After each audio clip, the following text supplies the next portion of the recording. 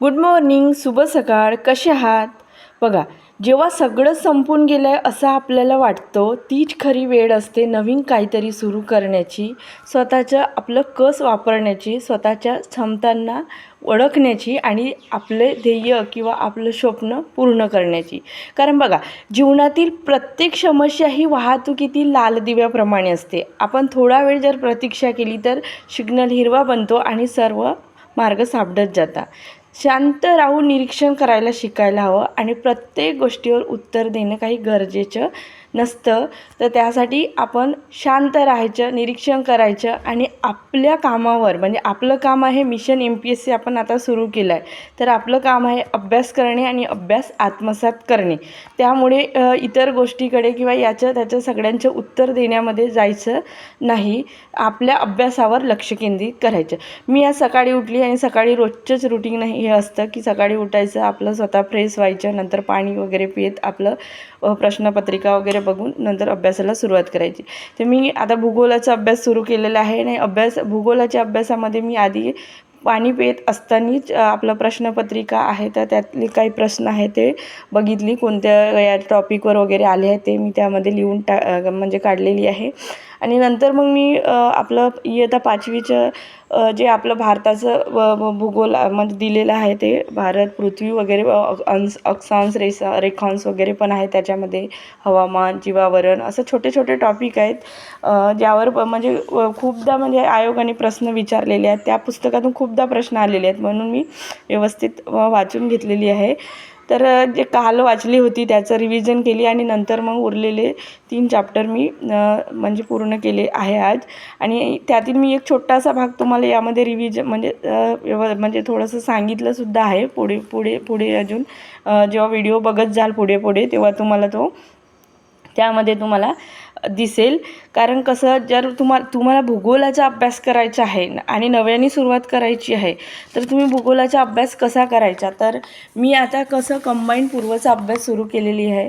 तर कंबाईंड पूर्वचा अभ्यास सुरू केली तर त्यामध्ये भूगोलाचा अभ्यास, तर मग सर्वात आधी आपल्याला पूर्वचा अभ्यासक्रम बघावा लागेल. त्यामध्ये भूगोलामध्ये काय दिलं आहे, तर भूगोलामध्ये म्हटलं आहे की महाराष्ट्राच्या भूगोलाच्या विशेष अभ्यासासह पृथ्वी, जगातील विभाग, हवामान, अक्षांश, रेखांश आणि महाराष्ट्रातील जमिनीचे प्रकार, पर्जन्यमान, प्रमुख पिके, शहरे, नद्या, उद्योगधंदे असा हा अभ्यासक्रम आहे. पण बघा, मुख्यतः भारत आणि महाराष्ट्र शी संदर्भात आहे. जो अभ्यासक्रम दिला आहे तो भारत आणि महाराष्ट्र संदर्भात असं सांगितलं आहे.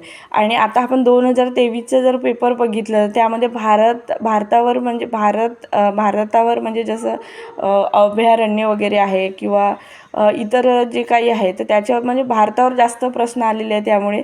त्यामुळे व्यवस्थित अभ्यास करावाच लागेल. भारत आणि महाराष्ट्राचा भूगोल दोन्ही महत्त्वाचाच आहे.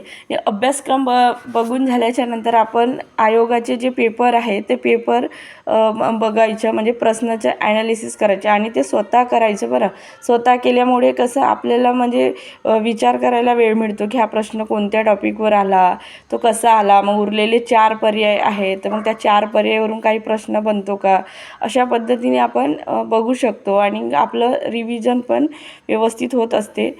अभ्यासक्रम, आयोगाचे पेपर आणि पुस्तक असं 3 कॉम्बिनेशननं जर आपण अभ्यास केला, आपल्याला कसं, आपण गृहिणी आहोत आणि गृहिणीला वेळ कमी मिळतो, तर मग कसं नुसतं वाचत बसण्यात काही पॉईंट नाही आहे. तर मग अभ्यासक्रम आणि आयोगाचे पेपर, त्या आयोगाच्या पेपरमध्ये जे प्रश्न आलेले आहेत तेच त्या ज्या टॉपिकवर प्रश्न आलेले आहेत ते टॉपिक व्यवस्थित केलं तर थोडं म्हणजे 2-2 म्हणजे प्रश्नांच्या याच्यानुसार आपण जर टॉपिक वाचत राहिलं तर ते कसं होतं, तर ते व्यवस्थित होतं. कारण आणि आयोग बरं त्याच टॉपिकवरला घेऊन प्रश्न विचारत असतं. फक्त तोच प्रश्न विचारला जात नाही, फक्त थोडा काही चेंज करून सनी किंवा त्या संदर्भातच दुसरा प्रश्न तयार करून सनी आयोग विचारत असतो. सारखा प्रश्न जसाच्या तसा रिपीट होत नाही आणि झालाच तर 1 किंवा 2 प्रश्न, 2-3 प्रश्न असे काही रिपीट होतात, पण तसाच्या तसा रिपीट होत नाही, पण टॉपिक रिपीट होतो. त्याच टॉपिकवर पुन्हा पुन्हा प्रश्न विचारल्या जाते. त्यामुळे सर्वात महत्त्वाचं आयोगाचे पेपर आणि अभ्यासक्रम हे कसं आपलं स्पर्धा परीक्षेमधील हा एक आत्मा आहे म्हटलं तरी चालेल. जसं आपण राज्यघटनेचा आत्मा कलम 32 असं सांगतो, बाबासाहेब आंबेडकरांनी सांगितलं आहे. तशासारखा आपण मिशन MPSC सुरू केला आहे. तर त्यामध्ये आपल्या अभ्यासाचा, आपल्या रिझल्टचा आत्मा काय असेल, तर अभ्यासक्रम आणि आयोगाचे पेपर हे यातील आत्मा आहे म्हणण्यास काहीच हरकत नाही. आणि अशा पद्धतीने मी अभ्यास करत आहे. तर यामध्ये तुम्हाला मी जे काही थोडंसं रिव्हिजन करून म्हणजे रिव्हिजन केली, त्यातील एक महत्त्वपूर्ण भाग आहे, तो थोडासा डिस्कस केला तुमच्यासोबत, ते मी यामध्ये तुम्हाला सांगणार आहे. मी काल भूगोलाचा अभ्यास करायला घेतली होती, त्यामुळे मी अभ्यास म्हणजे इयत्ता 5वीच्या पासून सुरुवात केली. आणि त्यासाठी मी काल जे अभ्यास केली होती त्याचं मी एकदा रिव्हिजन करून घेतली. म्हणजे जे महत्त्वपूर्ण मुद्दे आहेत ते महत्त्वपूर्ण मुद्द्यांचा फक्त मी रिव्हिजन एकदा करून घेतलेली आहे, जे मला आवश्यक होते त्यामधील. आणि नंतर मग मी आता म्हणजे भारत, स्थान आणि विस्तार हा चॅप्टर, आणि प्राकृतिक रचना हा एक चॅप्टर, आणि भारतीय नद्या, आणि त्यानंतरचा चॅप्टर आहे भारत आणि हवामान. हे 4 चॅप्टर मी आज सकाळीच म्हणजे वाचून काढलेली आहे. आणि कसं म्हणजे यामध्ये तुम्हाला मी काही महत्त्वपूर्ण जो आहे भारत, स्थान आणि विस्तार, यामध्ये थोडेसे काही एकदम IMP मुद्दे आहेत, ते मी तुम्हाला इथं सांगते. बघा, यामध्ये आहे की म्हणजे भारताच्या अक्षवृत्तीयदृष्ट्या जर विचार केला तर उत्तर गोलार्धात, आणि रेखावृत्तीयदृष्ट्या विचार केला तर भारत आहे पूर्व गोलार्धात. आणि भारताचे मुख्य भूमीचे स्थान हे 8.4 उत्तर अक्षांश ते 37.6 उत्तर अक्षांश, आणि रेखावृत्तीय विस्तार काय आहे तर 68.7 पूर्व रेखावरून आणि 97.25 पूर्व रेखावरून असं आहे. आणि त्यानंतर इंदिरा पॉईंट हे भारतातील सर्वात दक्षिणेकडील टोक आहे, आणि हे 6.45 उत्तर अक्षवृत्तावर आहे. हा प्रश्न एकदा MPSCला येऊन गेलेला आहे. इंदिरा पॉईंट हे भारताचे सर्वात दक्षिणेकडील टोक, आणि हे 6.45 उत्तर अक्षवृत्तावर आहे. आणि भारत हा आशिया खंडातील दक्षिण भागामध्ये आहे. आणि भारताचे पूर्व पश्चिम जास्तीत जास्त अंतर 3000 किमीपर्यंत आहे. उत्तर दक्षिण जास्तीत जास्त अंतर म्हणजे पूर्व पश्चिम 3000 किमीपर्यंत जास्तीत जास्त, आणि उत्तर दक्षिण जास्तीत जास्त अंतर आहे 3200 किमीपर्यंत.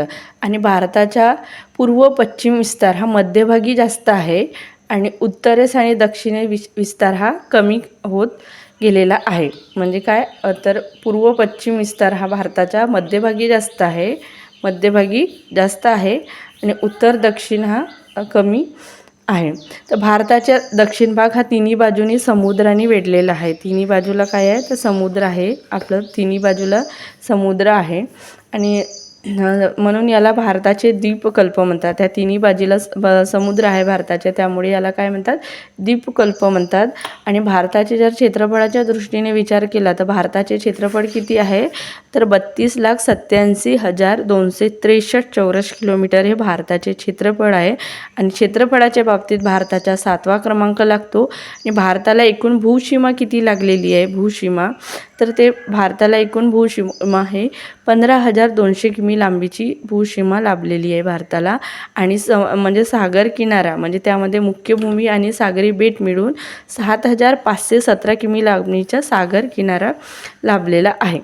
तर भारत हे आशिया खंडातील एक प्रमुख राष्ट्र आहेच.